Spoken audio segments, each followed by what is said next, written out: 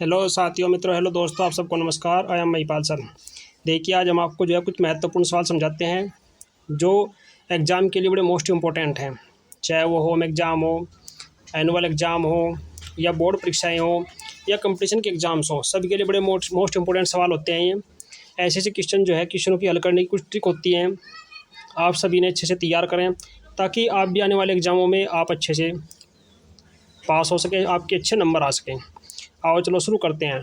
जैसे मान लो, पहला क्वेश्चन हम आपको समझाते हैं। Number 1 topics. मान लो आपके साथ पास कोई नंबर दिया हुआ है, जैसे 2, और इसके ऊपर 2 पावर लिखी हुई है।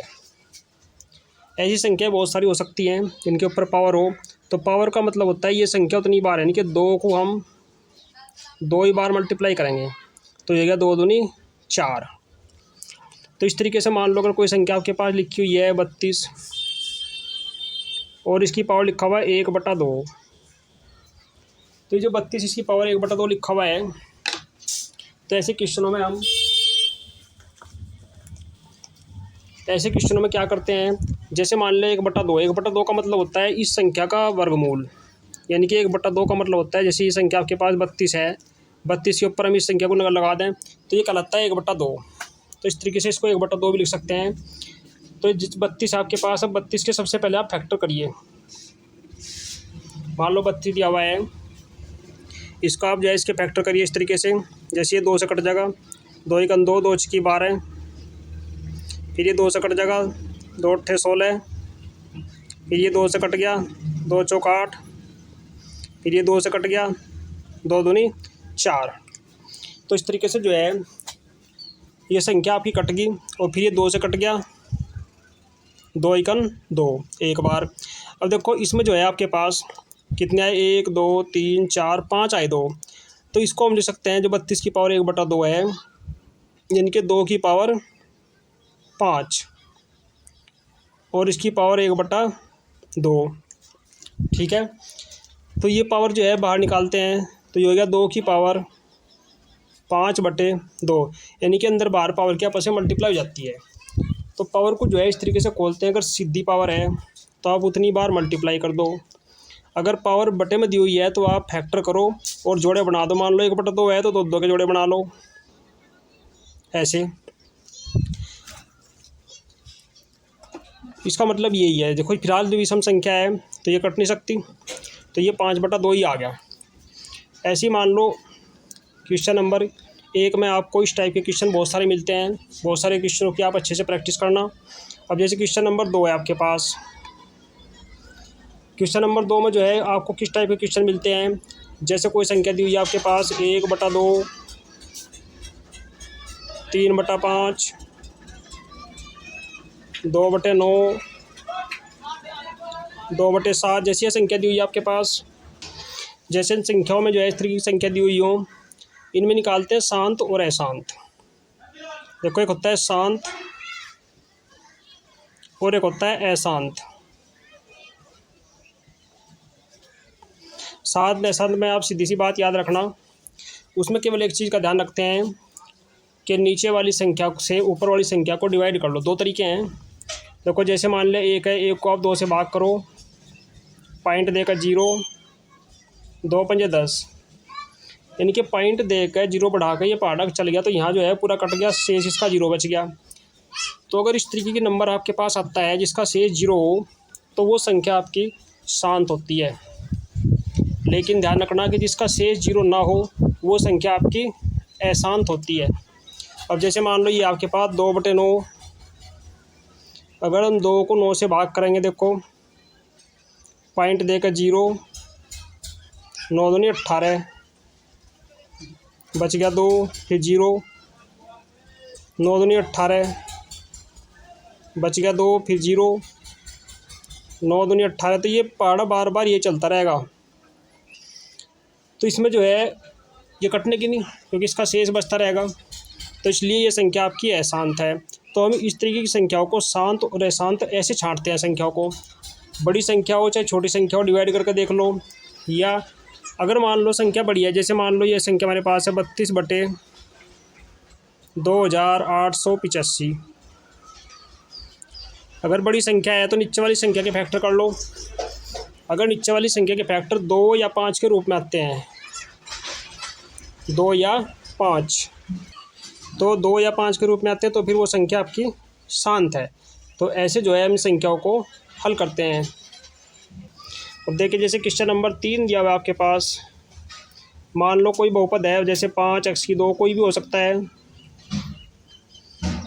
प्लस 6x और प्लस 7। हमें जो है इसमें x का गुणांक बताना है।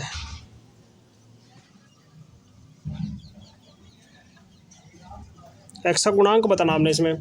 तो गुणांक छांटने के लिए, कोफिशिएंट छांटने के लिए आपको ध्यान रखना कि जिसका पूछा, जैसे इसमें x का पूछा है इसने, तो हमने इस चीज़ का ध्यान रखना x हमारा ये है। तो अगर x का पूछा है तो x के साथ में जो नंबर आएगा वही इसका गुणांक कहलाता है। तो फिलहाल x का गुणांक कितना है इसमें? 6 है, क्योंकि x के साथ में 6 संख्या आ रही। एग्जाम में कुछ भी पूछ सकता है। मान लो उसने पूछ लिया कि x2 का गुणांक, x2 का गुणांक क्या होगा? तो x2 आपकी, x2 के साथ में 5 है, तो x2 का गुणांक आपका हो गया 5। तो इस टाइप के प्रश्न भी आपके इंपॉर्टेंट होते हैं, जिनमें पूछता है वो कि हमें इस संख्या का गुणांक निकालो। किसका? x का, या x की घात 2 का, जिसका 3 घात का पद भी हो सकता है। तो आपने पहचान करनी है कि जिसका पूछा उसके साथ में अगर नंबर आ रहा तो वो उसका गुणांक हो गया।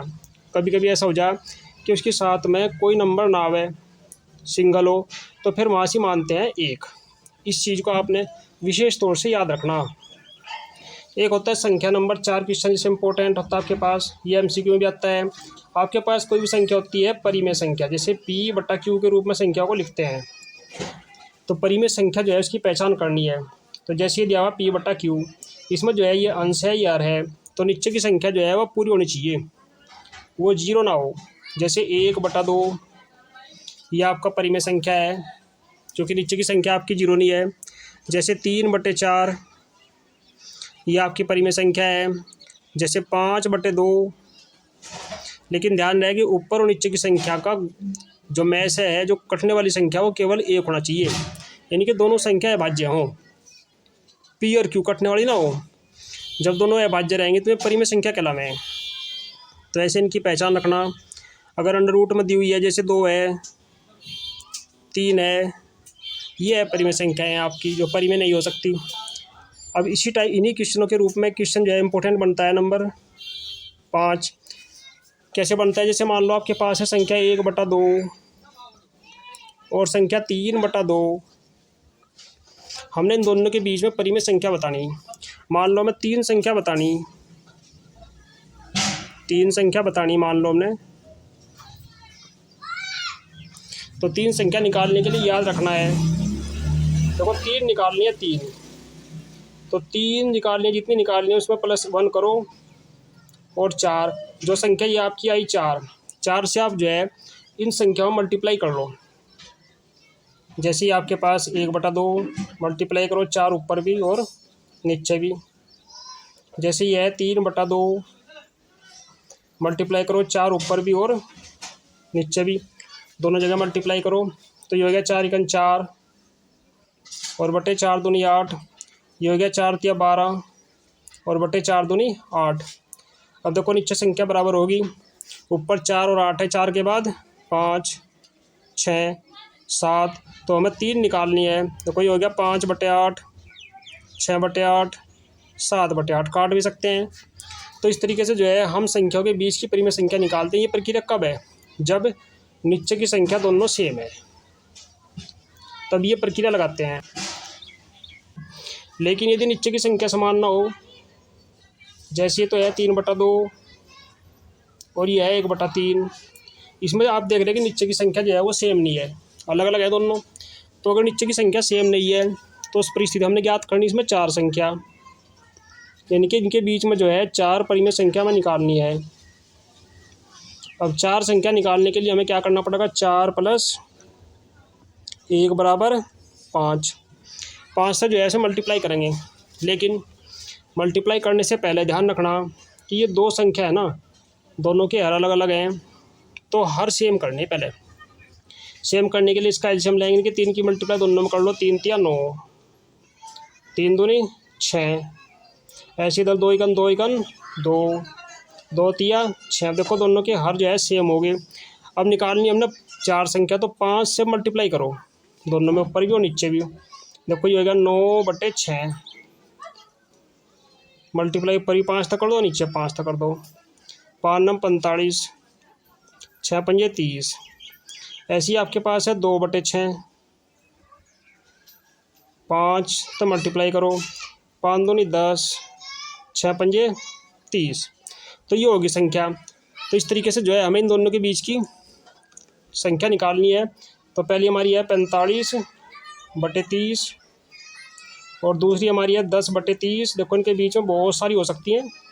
तो 45 के बाद में पहले 44, 43, 42, 41 और बटे सबके 30।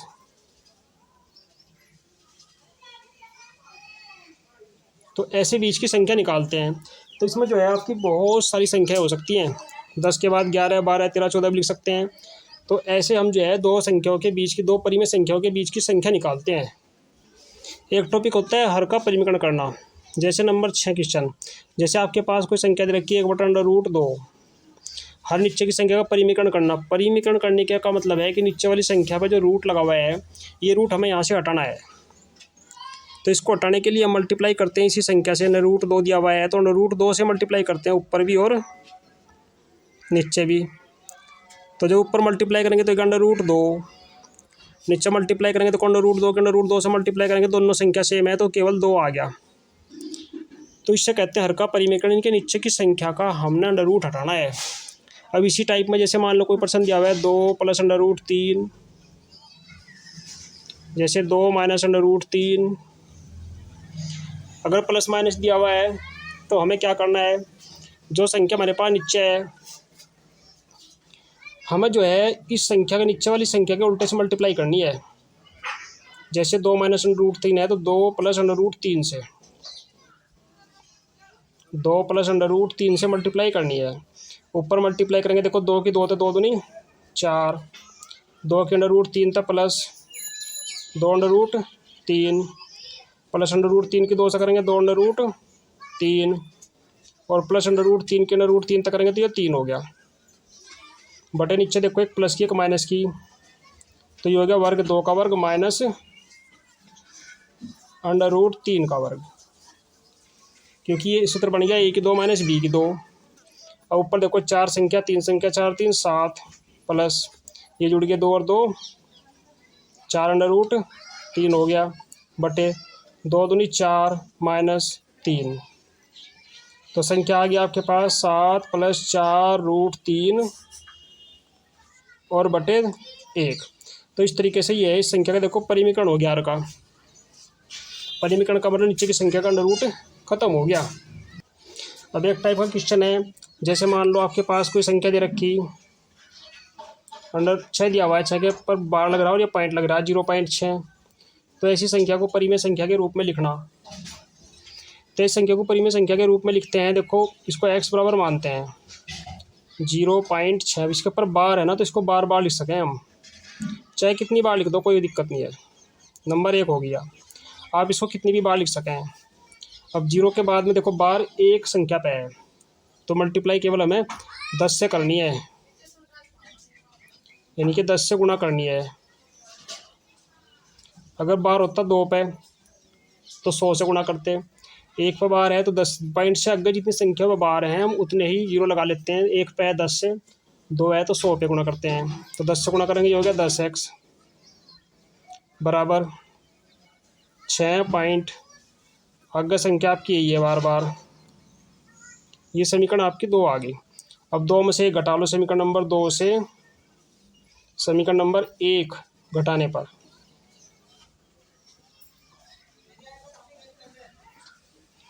समीकरण 2 से 1 घटाओ तो यह आ गया 10x -x बराबर 6.666 -0.66 कितनी 6 लिख सकते हैं आप, तो ये हो गया 9x बराबर, देखो पॉइंट से अगली संख्या तो सेम हो जाती है, बाहर ये पहली संख्या बचती है 6। तो x बराबर हो गया आपका 6/9, यानी कि ये हो गया आपके पास 3 दूनी 6 3 तिया 9, यानी कि 2/3 जो है वो आपकी परिमेय संख्या बन गई। तो इस तरीके से जो है हमें इन संख्याओं को परिमेय संख्याओं के रूप में लिखना है। तो इस तरीके से जो है ऐसे क्वेश्चन बड़े मोस्ट इंपॉर्टेंट होते हैं और मल्टीप्लाई क्वेश्चन इंपॉर्टेंट होते हैं। तो आप सभी ऐसे क्वेश्चनों को अच्छे से तैयार करें, ये कंपटीशन में पूछे जाते हैं, आप सभी के लिए बड़े मोस्ट इंपॉर्टेंट हैं। मिलते हैं ऐसे अच्छे क्वेश्चनों के साथ अगली वीडियो में। धन्यवाद, जय हिंद। आप सबसे अंत में रिक्वेस्ट है कि आप वीडियो को लाइक करें, अधिक से अधिक शेयर करें और हमारे साथ अधिक से अधिक संख्या में जुड़ें।